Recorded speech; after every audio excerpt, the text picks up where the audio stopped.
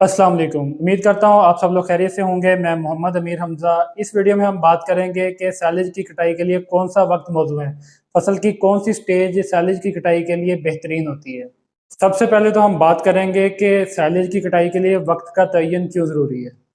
अगर आप वक़्त से पहले सैलेज की कटाई करते हैं तो फसल में नमी की जो मिकदार है वो ज़्यादा होगी, जिसके बहुत सारे नुकसानात हो सकते हैं।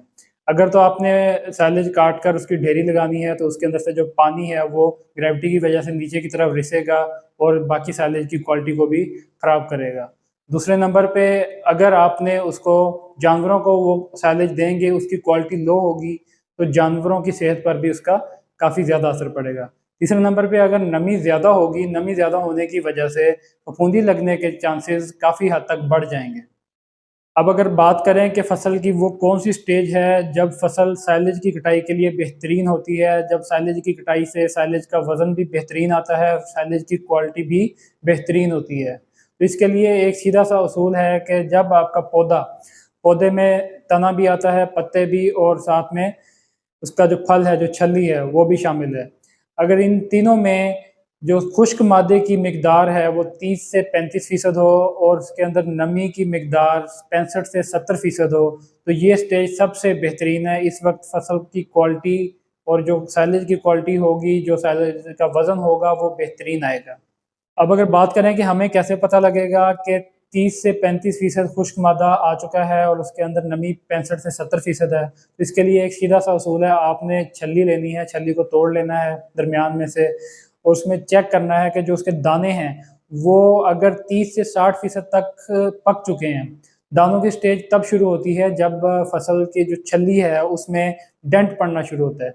जब डेंट आना शुरू हो जाए, इसका मतलब है कि फसल ने जो मादे उसके अंदर जमा हो रहे थे, जो नशास्ता जो उसके अंदर जमा हो रहा था, अब उसको उसने सख्त करना शुरू कर दिया है। जब वो उसको सख्त करना शुरू कर दे, तो वो ऊपर से सख्त करना शुरू करती है और आहिस्ता-आहिस्ता छल्ली जो उसका तुक्का होता है, उसकी तरफ वो जाती है। जब 30 से 60% तक वो सख्त होगा, तो उसका ऊपर वाला हिस्सा आधे तक या आधे से थोड़ा-सा ज़्यादा जो है, अगर 60% तक है, तो वो सख्त हो चुका होगा। उससे नीचे वाला जो हिस्सा है, वो अभी नरम होगा, उसके अंदर अभी पानी दूधिया हालत में मौजूद होगा। अब अगर बात करें कि आपने कटाई का फ़ैसला कब लेना है, तो ज़ाहिर-सी बात है जब आप उसकी कटाई का फ़ैसला लेते हैं, उसके बाद मशीनरी का अरेंजमेंट करते हैं, तो इसमें 2 से 4 दिन लग जाते हैं। तो आपने जब फसल चेक करनी है, अगर फसल का दाना 25% तक सख्त हो चुका है, तो आपने उसको कोशिश करनी है कि जल्द अज़ जल्द उसकी कटाई शुरू कर दें। अगर तो आपने फसल का जो साइलेज बनाना है वो अगर तो आपने उसको बिल्कुल नीचे बिछाना है और उसका कोई वो बड़ी ढेरी नहीं लगानी या उसकी पैकिंग नहीं करनी, तो फिर तो 25 से 30% जब वो सख्त हो जाए तब उसका साइलेज बना लें। अगर आपने उसकी पैकिंग करनी है तो फिर उसको 35-40% तक सख्त होने दें, उसके बाद ताकि उसके अंदर नमी थोड़ी कम हो जाए, उसके बाद उसका साइलेज बना के उसको पैक कर लें। जो मकई का जो दाना है, जो छल्ली है, ये 25% हर 4 दिन के हिसाब से सख्त होती जाती है। अगर आपने 25% एक दिन देखी है, तो 4 से 5 दिन जब आप लेट हो जाएँगे, तो ये 25% मज़ीद सख्त हो चुकी होगी। तो इसलिए जब आपने सैलेज की कटाई के लिए फ़ैसला करना है, तो आपने फ़ौरन उसके इंतज़ामात करने हैं और ताकि ये ज़्यादा मैच्योर ना हो जाए, जिससे कि सैलेज की क्वालिटी भी मुतासिर हो सकती है। और जब क्वालिटी मुतासिर होगी, तो फिर उस तरह से जानवर खाएगा नहीं और जानवर की पैदावारी सलाहियत भी मुतासिर हो सकती है इससे।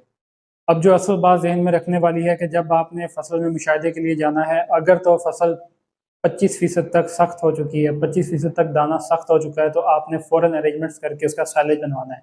अगर आप अरेंजमेंट्स करने में 2-4 दिन आपके ज़ाया हो गए, तो फसल का दाना मज़ीद सख्त हो जाएगा। जैसा कि आपको पता है यहाँ पे गर्मी ज़्यादा पड़ती है, गर्मी ज़्यादा होने की वजह से दाना बड़ी तेज़ी से सख्त होता है। तो अगर दाना ज़्यादा सख्त हो गया, तो फिर साइलेज की क्वालिटी पे उसके असरात मुरतब होते हैं। तो आपने कोशिश करनी है कि जब आप साले की कटाई करें तो उस वक़्त दाने का जो पकने की तनासब है वो 30 से 60% तक हो, इससे ज़्यादा ना हो। ये आपसे गुज़ारिश है कि अगर आप इस चैनल पर नए हैं तो इस चैनल को सब्सक्राइब कर दें ताकि आपको आने वाली मज़ीद वीडियोज़ भी वक़्त पर मिल सकें। बहुत शुक्रिया।